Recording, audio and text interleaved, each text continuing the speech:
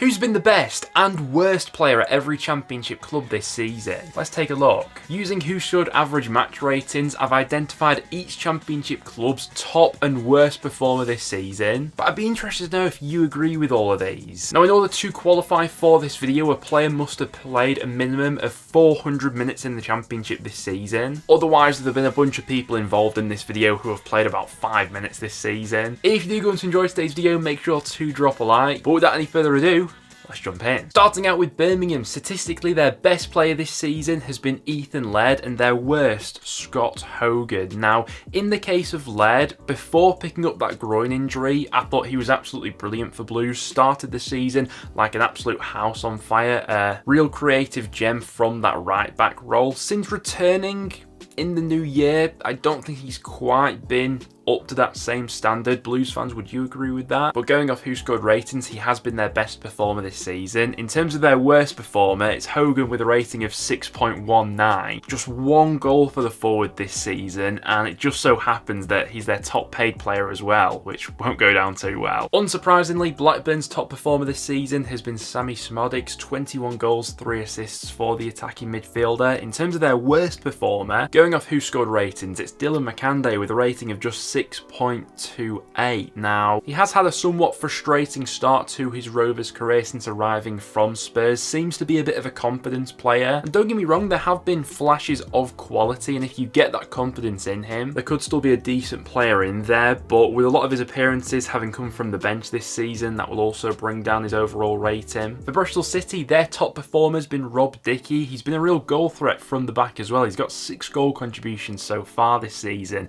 In terms of their worst player, it's been Harry Cornick. 33 appearances this season, he's only got 2 goals, albeit the bulk of his minutes have come from the bench this season. Can be a very frustrating player to watch, was a bit like that in his Luton days as well, but every now and again can produce a moment of quality. It was a nice finish he had against Southampton, but statistically he's been their worst performer so far. No surprises whatsoever, as Cardiff's top performer has been Perry Ng. Has he been the best right back in the championship this season? He's definitely in that conversation. 10 goal contributions this season, as solid as ever defensively as well. Funnily enough, Cardiff's worst rated player this season is actually Ng's backup in Marlon Romeo. He's only had a rating of 6.2. No surprises, as Coventry's best player this season has been Ben Sheaf. Before getting injured, had been one of the best midfielders in the championship, an absolute tackling machine, winning an average of 3.7 tackles per game. Cov's worst player this season has been Ben Wilson based on the stats. Now, the number 1 shirt has been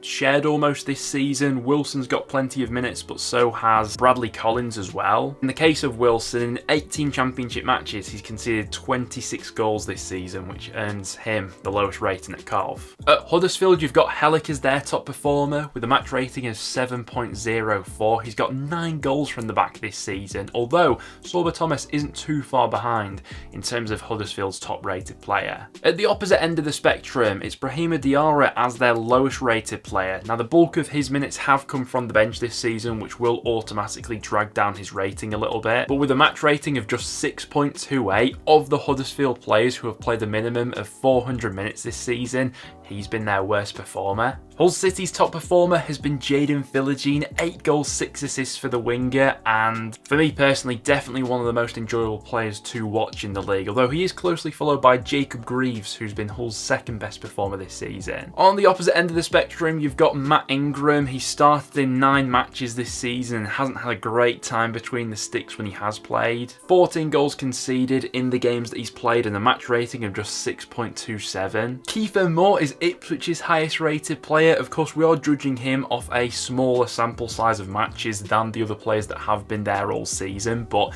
in 9 games he's got 6 goals and an assist. I remember on his debut against Preston, he wreaked absolute havoc in that second half against us. 6 aerial duels won per game, an average rating of 7.74. If Ipswich are to be promoted this year, he'll have a crucial role to play in it. On the opposite end, their worst performer this season has been Caden Jackson. He has got 5 goal contributions this season, but can be a very frustrating player to watch. He's been rated 6.27 by WhoScored. Not only has Somerville been Leeds' best performing player this season, but with an average rating of 7.7, he's been the outright best player in the championship.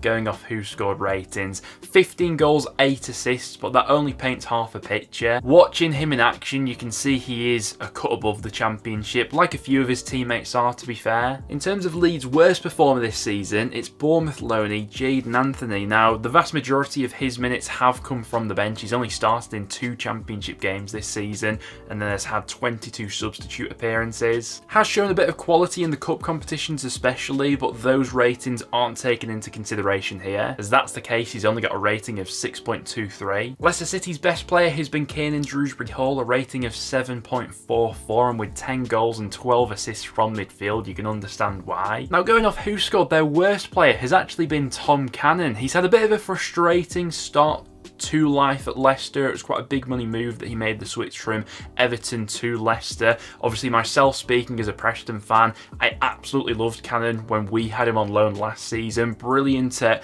running off the last man in behind. He's got a cracking shot on him as well. Since making the move to Leicester, hasn't really been handed that many opportunities. He was injured at the start of the season, had a good run of games over January, but then since that point, and since Leicester's other strikers have returned from AFCON and things like that, he's not really had much of a look in. He's only just played over 400 minutes of football this season, so just about qualifies for this video. Has scored 2 goals, but only has a match rating of 6.37. Still think there's a hell of a lot more to come from him. Middlesbrough's top performer, according to Who Scored, has been Isaiah Jones. He's got 7 goal contributions in 26 matches, but with Jones, I think he gives you that injection of pace, that outlet out wide who can always go past someone, and I do think that Borough lack a little bit of something when he's not starting. In terms of their worst performer this season, statistically it's been Anthony Dijksteel, just with a rating of 6.33. Only 7 starts for him this season, then 9 sub appearances. Compared to a couple of years ago, that match rating is significantly lower for him.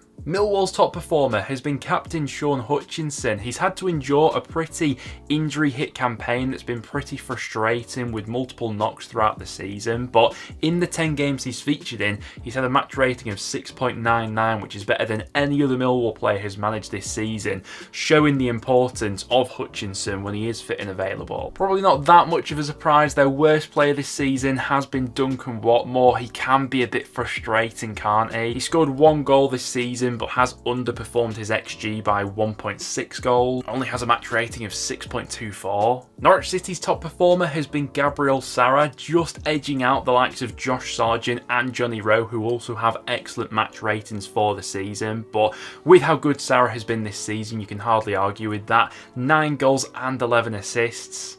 One of the best creative outlets in the league this season, and an average rating of 7.4. He's been one of the best players in the Championship outright. On the opposite end of the spectrum, the worst player for Norwich this season has been Liam Gibbs. Don't think he's been helped by the fact that he's been shoved out of position at times this season. The bulk of his minutes have come from the bench as well, which will drag down his overall rating to just a 6.13. At Plymouth, you've got their top rated star as Morgan Whittaker. He's had a great campaign so far with 18 goals and 7 assists, earning himself a match rating of 7.19. Their worst player statistically so far this season has been Callum Wright. He's made 16 appearances, 10 of those games coming from the bench.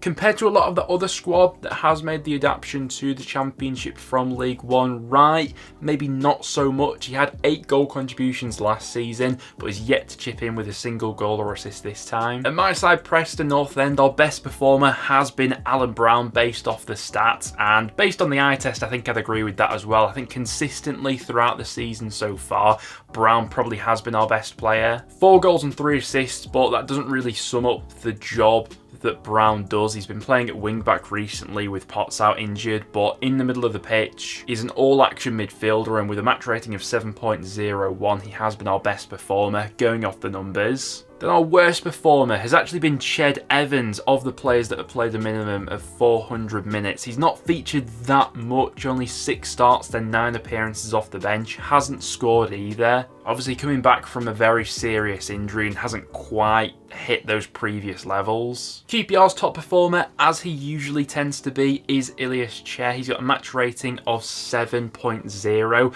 5 goals and 6 assists for him. Still, his underlying creative numbers have been really solid in a QPR side that were nowhere near the standards they needed to be at the start of the season under Gareth Ainsworth. If they're going to survive this season, he's going to be crucial to that. Worst performer for QPR has been Osman Kaki of the players that have played a minimum of 400 minutes. A match rating of 6.35. He does tend to have a mistake in him every now and again, doesn't he? It's been a pretty miserable season for Rotherham, but Hakeem Odoffin has been one of the highlights of an otherwise grim year. He's been their top performing player so far this season with a rating of 6.76, played in a variety of positions as well. Wouldn't be surprised if there was a little bit of interest in him in the summer. On the opposite end of the spectrum, Avrin Appiah has been their worst player based on the stats with a match rating of just 6.12, although there are quite a few players at the lower end of the spectrum with match ratings for Rotherham this season, as you'd expect. Ugbo takes the prize as Wednesday's best performer this season, and what an impact he's had since arriving in January.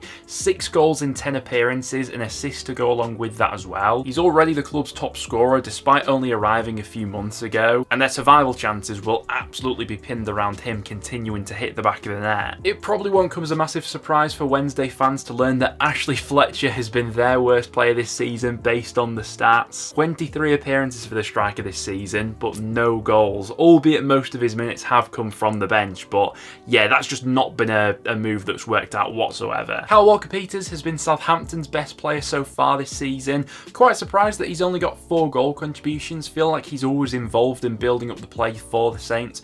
Really good at stepping into midfield. He's closely followed by Adam Armstrong, who's been their second best performing player based on the stats. By far their worst player so far, it's been Shea Charles. Now, you don't want to judge him too much because he is still a very young player, but Southampton spent quite a bit of money in luring him from Manchester City, and Saints fans haven't really seen that promise in him so far. 13 starts, 15 sub appearances, a match rating of 6.32. Southampton fans, what have you made of Charles on the whole? Fairly surprised that Stoke's top performer based on the stats this season has actually been Luke McNally. For me, he's always looked a little bit up and down for the Potters this season, but with a match rating of 6.91, that is higher than anyone else in the Stoke squad this season. Walter Berger not that far behind, but I think the fact he's been booked 10 times has dropped his match rating ever so slightly. The worst player for Stoke this season that's played a minimum of 400 minutes has actually been Luke Cundle, who arrived on loan in January. Not really had the same impact at Stoke that he did at Plymouth during the first half of the season. His first 9 appearances, he's only been rated 6.16, which isn't great. Sunderland's top performer of the season has been Jack Clarke with 15 goals and 4 assists and a match rating of 7.63. He has been one of the best players in the Championship this season. Can definitely tell the Black Cats lack a spark without him in the lineup as well. The worst performing player for Sunderland this season has been Luis Semedo. He's only been rated 6.09, only just qualifies for this video, having played 407 minutes of football. The vast majority of his minutes have come from the bench. He's yet to score this season as well. Before looking into it, I wasn't sure who scored we're going to give as Swansea's best player this season, but they've actually gone for Harry Darling with a rating of 6.8. There aren't that many high ratings within the Swansea squad, so the threshold is fairly low. Matt Grimes just misses out by 0.01 on the top rating spot. Worst player by those same metrics has been Oliver Cooper with a 6.25 rating, albeit the bulk of his appearances have come from the bench, which will gradually drag down the average as well. Watford's best performer this season has been Wesley Hoedt. He's the only player within that Watford squad that's started every single Championship match this season. All 37 games he started in. 6 man of the match appearances within that time as well earns him the spot as Watford's best performer this season, followed closely by Ben Hamer. Worst player has been Tom Ince, the summer arrival. He's got 4 goal contributions, but only has a match rating of 6.32, which is the worst within that entire squad. Was a deal that a few of us raised an eyebrow at over the summer. He was decent in his final season with Reading last year, but for the last 5 or so years now, Ince really has been quite up and down. I think it's fair to say he's well past his peak these days. Finishing off with West Brom, their top performer has been Mikey Johnson. What an impact he's had at the Hawthorns since arriving on loan in January. Has only just played over 500 minutes this season, but has 6 goals and an assist in that time, and a really good match rating of 7.11. Cedric Kipré been West Brom's second best performer based on the stats. At the opposite end of the spectrum is Nathaniel Chalobah, taking home the lowest match rating, rated just 6.22. In his younger years, I remember Chalobah being a really good player, but after some big injuries that he's had over the years, just not that same player anymore, is he? But guys, there you have it. That will wrap it up for today's video. According to WhoScored, there was every Championship club's best and worst performer this season. Do you agree with those shouts based on the stats? Let me know down below. But other than that, guys, thank you very much for tuning in. If you did go on to enjoy, make sure to leave a like, and I'll see you all in the next one.